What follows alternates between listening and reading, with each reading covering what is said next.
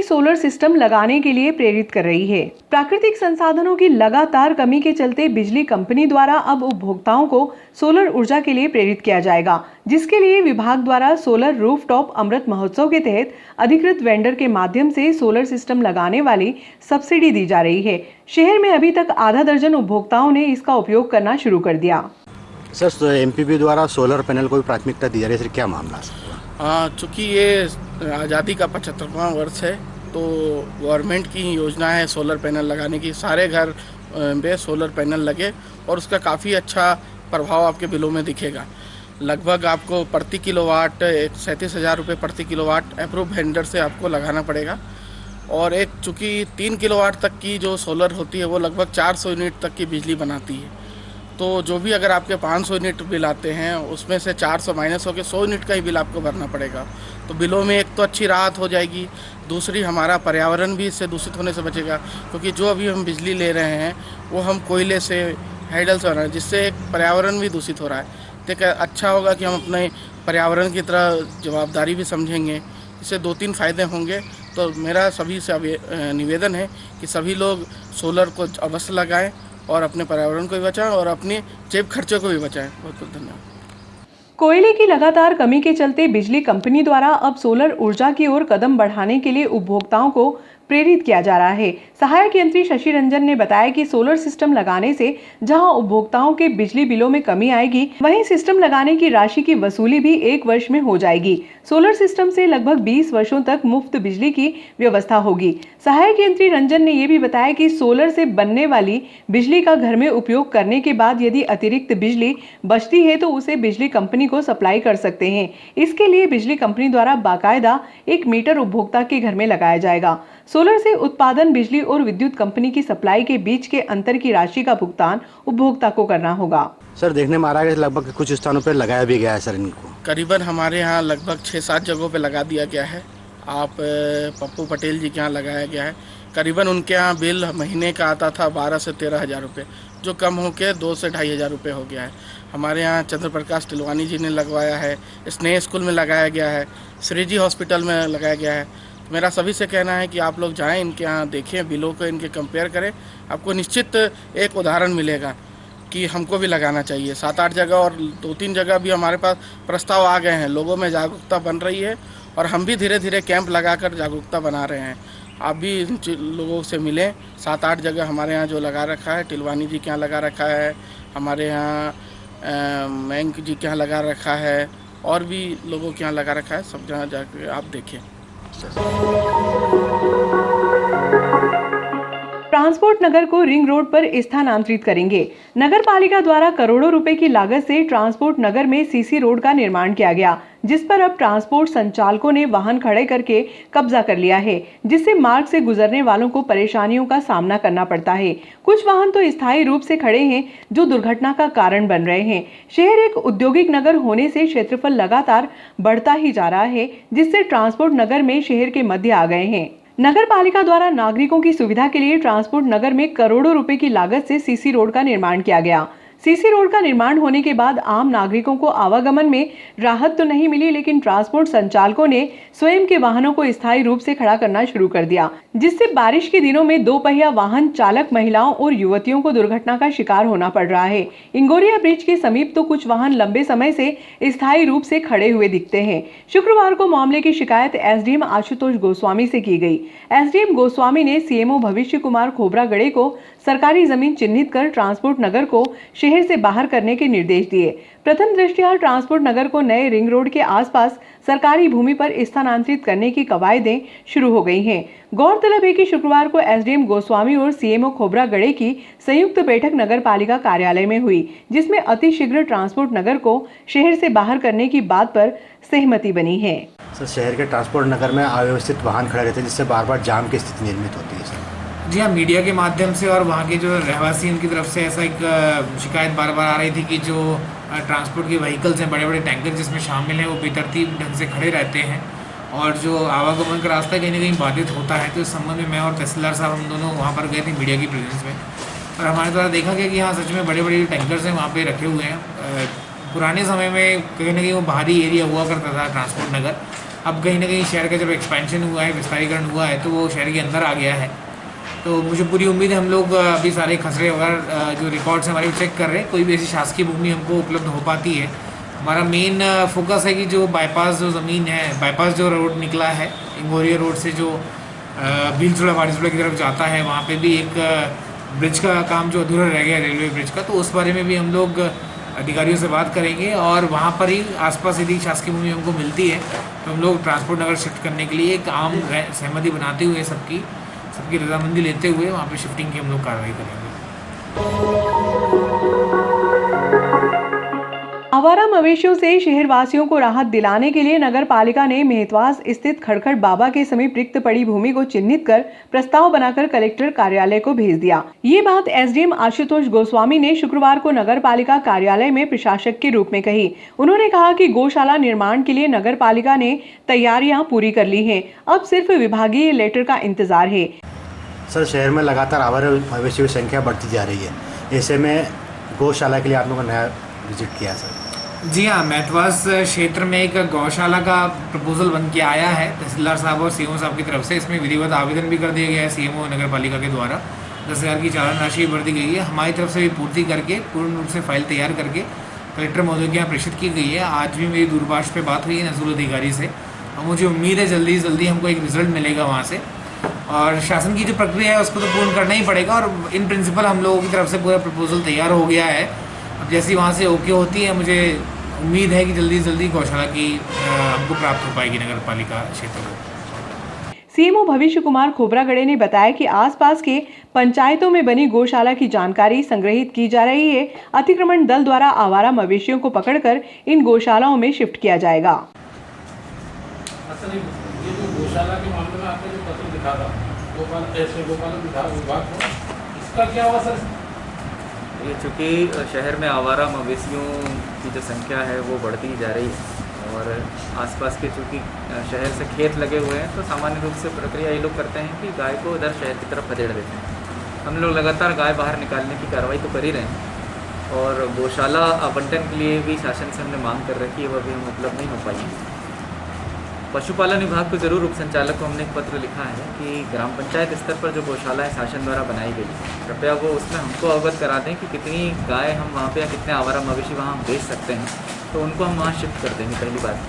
दूसरी बात, जो यहाँ के पशुपालक हैं जिन्होंने दुधारू गायों को भी छोड़ रखा है बाहर, उनके लिए अभी माननीय प्रशासक महोदय के संकल्प के माध्यम से हमने एक चीज़ करी है, जब वो पकड़ना चालू करेंगे और अगर कोई गाय छुड़ाने आता है तो उसको बॉन्ड भरना पड़ेगा एक तो, दूसरा पहली बार में 1,000 रुपये का उसको अर्थदंड भरना पड़ेगा, दूसरी बार में 2,000 का, और अगर तीसरी बारी पकड़ाती है तो फिर हम उसको गौशाला या नीलामी करने की कार्रवाई करेंगे। इस तरह की प्रक्रियाएं जो है वो इन आवारा मवेशियों से निजात पाने के लिए हम लोग कर रहे हैं और जैसे ही गौशाला की ज़मीन हमको मिलती है हम पूरी तरह तैयार हैं, जल्दी ही गौशाला बनाकर उसका भी हम प्रबंधन करना प्रारंभ करते हैं।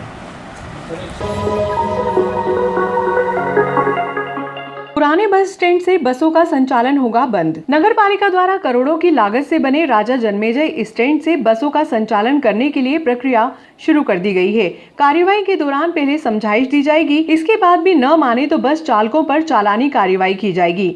नगर पालिका द्वारा स्टेट हाईवे पर करोड़ों रुपए की लागत से राजा जन्मेजय बस स्टैंड का निर्माण किया गया, लेकिन राजनीतिक प्रतिस्पर्धा के चलते पुराने स्टैंड से बसों का संचालन नहीं हो रहा है। रात्रि के समय नगर पालिका कार्यालय, कम्युनिटी हॉल, जवाहर मार्ग, प्रथम टेरेस के सामने बसों का जमघट सा लग जाता है, जिससे जाम की स्थिति निर्मित होती है। पुराने बस स्टैंड पर दिन भर यात्रियों को बढ़ाने की जद्दोजहद में चालक बस को आगे नहीं बढ़ाते, जिससे मुख्य चौराहे पर जाम की स्थिति निर्मित होती है। प्रशासनिक अधिकारियों ने पुराने स्टैंड से बसों का संचालन बंद करने, नए बस स्टैंड से पुराने बस स्टैंड से सवारी के आने जाने की वैकल्पिक व्यवस्था को सुचारू बनाने सहित कई बिंदुओं को संज्ञान में लेकर ठोस निर्णय लेने की मंशा बना ली है। यदि सब कुछ सामान्य रहा तो अतिशीघ्र बसों का संचालन नए बस स्टैंड से होगा। पुराने स्टैंड पर सवारी बैठने के लिए मात्र 5 मिनट का स्टॉपेज मिलेगा।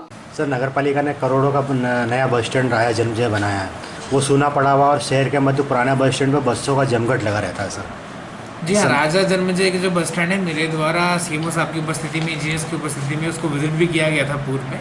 हमारी तरफ से पूरी तैयारी है। इसमें भी मैं ये चाहूँगा कि एक शहर में जब एक आम सहमति बनती है तो हम लोग उसके लिए पूर्ण रूप से शिफ्टिंग के लिए तैयार है।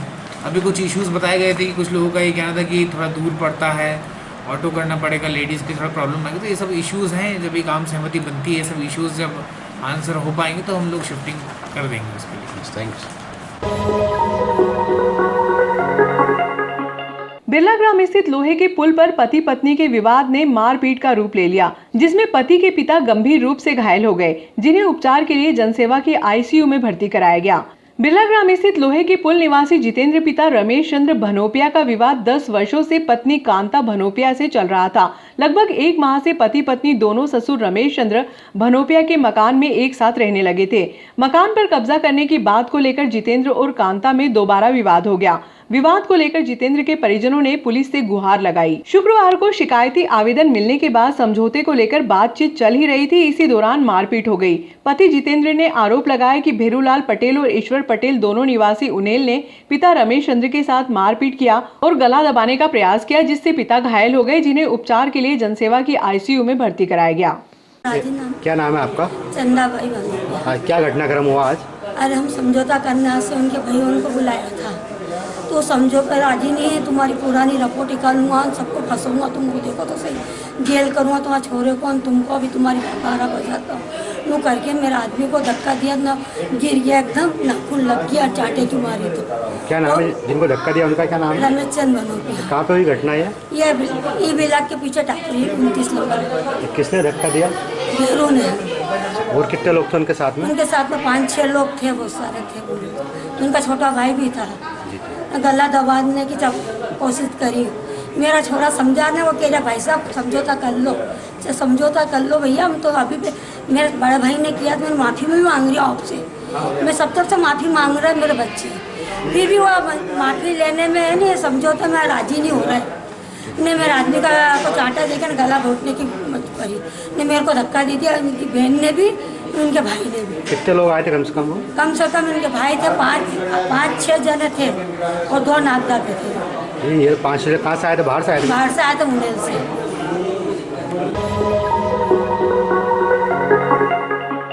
कर्नाटक के राज्यपाल बनने के बाद महामहिम राज्यपाल थावरचंद गहलोत का प्रथम आलोट नगर आगमन हुआ। संकेश्वर फ्यूल व शंकर समिति द्वारा आयोजित कार्यक्रम में महामहिम थावरचंद जी गहलोत का स्वागत सम्मान किया गया। सभी सामाजिक संगठन व धार्मिक संगठनों ने इनका सम्मान किया। महामहिम थावरचंद गहलोत ने कहा कि मैं आलोट क्षेत्र से 3 बार विधायक रहा, केंद्रीय मंत्री, राज्यसभा सांसद रहते हुए मैंने हमेशा विकास की बात को ध्यान में रखा। मैं जिस ऊंचाई पर पहुंचा हूं उसमें आलोट क्षेत्र व संपूर्ण रतलाम जिले का आशीर्वाद मुझे मिला है। मैं कर्नाटक का गवर्नर बनने पर आलोट क्षेत्र के ऋण को हमेशा याद रखूंगा। महामहिम थावरचंद गहलोत ने कहा कि कर्नाटक के गवर्नर के रूप में भी आलोट क्षेत्र के लोगों की अपेक्षा पूरी करने का प्रयत्न करूंगा। निश्चित रूप से मुझे इस बात का एहसास कराते हैं कि थावरचंद तुम खुद भी बन गए हो, परंतु आलोट की जनता आज भी तुम्हारा स्वागत करने के लिए तत्पर है, तत्पर रहेगी। इस बात से प्रेरणा लेकर के आलोट क्षेत्र का दिन दुगना रात चौगुना विकास करने का प्रयास करूंगा। आप सबका बहुत बहुत आभार व्यक्त करता हूं, धन्यवाद। सबका हार्दिक अभिनंदन करता हूं, स्वागत करता हूं, आप सबको सादर प्रणाम करता हूं। आप सब जानते हैं कि आलोट क्षेत्र वालों ने ही मुझे 3 बार आशीर्वाद देकर के मध्य प्रदेश की विधानसभा में भेजा। उस दौरान मैं राज्य मंत्री भी रहा मध्य प्रदेश सरकार में और इस क्षेत्र का भरपूर विकास करने का प्रयास किया। 1996 में सांसद बन गया, भले ही शाजापुर देवास से सांसद बना, परंतु इस क्षेत्र का जो एहसान था, ऋण था, वहां से सांसद बनने के बाद भी उस ऋण को उतारने का प्रयास किया और निरंतर इस क्षेत्र का विकास करने की कोशिश की और आप सब लोगों के सहयोग से सफलता भी मिली। उसके बाद केंद्र में मंत्री बन गया, फिर 2 बार राज्यसभा का सदस्य बन गया। ये सब बनने के बाद भी इस क्षेत्र के विकास की बात को हमेशा ध्यान में रखा और ये महसूस करके प्रयास किया कि मैं जिस ऊंचाई पर पहुंचा, उस ऊंचाई पर पहुंचने में आलोट क्षेत्र, जावरा क्षेत्र और संपूर्ण रतलाम जिले का सहयोग, समर्थन, आशीर्वाद मिला और क्षेत्र के विकास का सिलसिला अभी भी जारी है। आज के इस अवसर पर मैं आप सबको आश्वस्त करता हूं कि भले ही कर्नाटक का गवर्नर बना हो, परंतु इस क्षेत्र के ऋण को हमेशा याद रखूंगा। कर्नाटक के रूप में भी, कर्नाटक के गवर्नर के रूप में भी जो अपेक्षाएं इस क्षेत्र के लोग मुझसे करेंगे, उन सबको पूरा करने का प्रयास करूंगा। ज्यादा कुछ न बोलते हुए आप सबसे महामहिम थावरचंद गहलोत को जवानों द्वारा गार्ड ऑफ ऑनर की सलामी दी गई।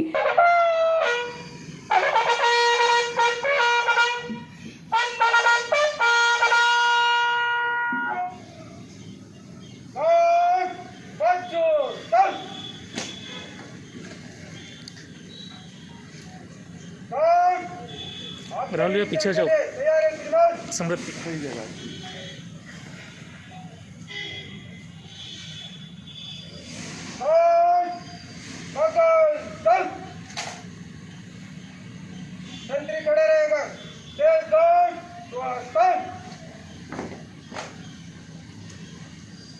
आईसीयू वार्ड का लोकार्पण भी किया। पीछे चलते चलिए। आज आलोट क्षेत्र की जनता को समर्पित होने जा रहा है। महामहिम राज्यपाल जी के माध्यम से करतल ध्वनि से स्वागत करें।